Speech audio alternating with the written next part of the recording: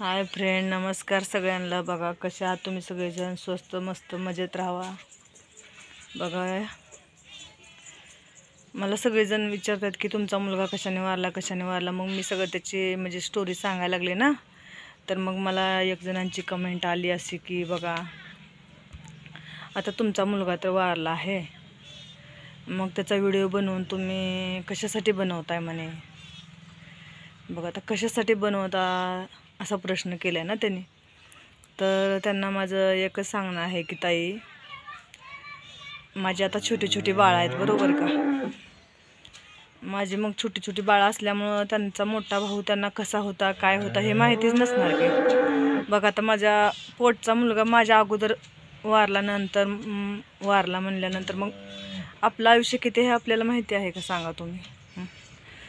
मग त्याच्यासाठी मला असं वाटत होतं की बाबांनो त्याचं सगळं त्यानं कसा होता, कसा वारला, काय झालं हे आपण यूट्यूबवर टाकल्यानंतर त्याचं सगळं सेफ राहील असं मला वाटायचं ना। म्हणून मी यूट्यूबवर त्याचे थोडेफार व्हिडिओ टाकले त्याच्या आठवणीचे। तर मला अशी कमेंट आली की त्याचे व्हिडिओ टाकून तुम्ही, तर जाऊ दे पुढचं नाही बोलता येणार आपल्याला, असं म्हणतात। मग त्याचा व्हिडिओ टाकून तुम्ही काय करणार असं म्हणतात। पण त्याचा व्हिडिओ टाकून आपण काय करणार तर काय नाही, पण तुम्ही मला आपली यूट्यूब फॅमिली आहे ना, त्यांनी मला सगळ्यांनी विचारलं की तुमच्या मुलाला काय झालं, कशाने वारला। मग सगळ्यांनी प्रश्न विचारल्यामुळं मी सांगितलं त्याची स्टोरी की बाबा त्याला असं झालं तसं झालं, त्यानं वारला अचानक। म्हणून मी म्हटलं की चला यूट्यूबवर त्याचे व्हिडिओ टाकूया। त्याच्यासाठी मग मी यूट्यूबवर त्याचे व्हिडिओ टाकायला चालू केले। मी थोडंफारच व्हिडिओ टाकले।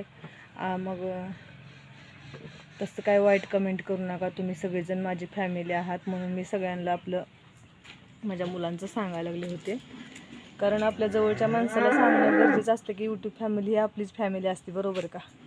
मग सगळ्यांनी प्रश्न विचारल्यानंतर मी सांगणारच की बाबा माझ्या मुलाला असं झालं तसं झालं। आणि सांगताना मला एवढंच की मला रडू आवरत नाही एवढंच।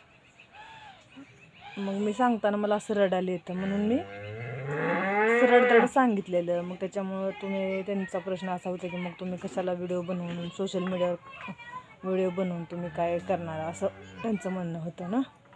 पण तसं नाही ना ताई, आपल्या मुलाच्या आठवणी म्हणून आपण काहीतरी करतो की बरोबर का। आणि त्याचाच व्हिडिओ टाका असं काय नाही, मी दुसरं पण सगळं मी म्हणजे रानात गेलेलं इकडं तिकडं गेलेलं पण टाकते मी व्हिडिओ, त्याचेच टाकते असं नाही आहे। पण मला काही जणांनी कमेंट केल्या होत्या की त्याच्यामुळे मी मग ती व्हिडिओ टाकलेत ना। मग आपली फॅमिलीला आपण विचारलेल्या प्रश्नांचं उत्तर द्यायचं नाही म्हणलं बघा बरं, म्हणजे आता आपले सबस्क्रायबर म्हणजे आपली फॅमिलीच असते बरोबर का। मग त्यांना आपण मनापासून त्यांनी विचारलं प्रश्न म्हणून आपण मनापासून त्यांना सांगितलं की बाबा माझ्या मुलाला असं झालं तसं झालं, करंट लागला वारला, तो 17 वर्षाचा होता, अचानक मृत्यू झाला। असं वाईट तर वाटतंच ना प्रत्येक आई बापाला। मग मी थोडंफार सांगितलं त्याचं, त्यांनी तसं म्हणले मला थोडंफार वाईट बी वाटलं त्यांनी तसं म्हणल्याबद्दल। पण त्यांना नाही काय म्हणायचं तर आपली चूक झाली म्हणायचं, आपण त्याचे व्हिडिओ टाकले, त्यांना काय म्हणायचं होतं त्यांनी म्हणले। पण असं वाईट कमेंट करू नका प्लीज मला, कारण मी ऑलरेडीच पहिली दुःखी आहे माझ्या मुलासाठी। अजून तुम्ही तसं कमेंट करून अजून जास्तच असं मनाला ठेस पोचते की बाबा ह्यांनी असं बोललेत आपल्याला।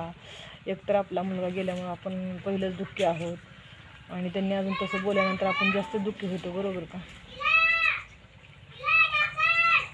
चला तर मग बाय, बघा तुमची इच्छा, असं वाईट काय कमेंट करू नका, मलाच काय कोणालाच करायचं नाही। कारण जी ते आपल्या पर्सनल लाईफबद्दल किंवा कशाबद्दल व्हिडिओ टाकत असते, कारण यूट्यूब फॅमिली मनापासून बोलते माणूस कारण। आणि दुसरी गोष्ट म्हणजे माझ्या मुलाची व्हिडिओ टाकायचं म्हणजे का, मग एका ताईने मला कमेंट केले की तुम्ही काय त्याचं सगळं दुःख सांगून तुम्ही रडून मोकळे झाल्यानंतर बी तुम्हाला जरा शांत वाटेल असं असं पण बोलले म्हणत होते काय जण। त्यांचं पण मी आभारी आहे, त्यांनी मला सपोर्ट केल्याबद्दल।